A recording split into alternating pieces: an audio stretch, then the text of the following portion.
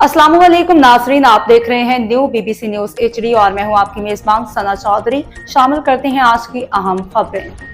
खबर शामिल करते हैं हमारे न्यू बीबीसी न्यूज के bureau chief of Pakistan Ghulam Qadir Bhaiyu की रिपोर्ट के मुताबिक सांगड़ रिक्शा खड़ा करने से मना करने पर दुकानदार के मुलाजिम पर हथौड़े से हमला।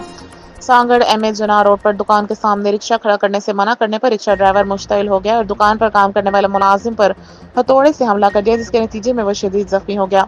जख्मी को फौरी तिबी इमदाद के लिए अस्पताल मुंतकिल। वाक़े के फौरन बाद जख्मी मुलाजिम को करीबी अस्पताल के इमरजेंसी वार्ड मुंतकिल किया गया, जहाँ से फौरी तिबी इमदाद फराहम की जा रही है। ज़राए के मुताबिक जख्मी की हालत जेर निगरानी है।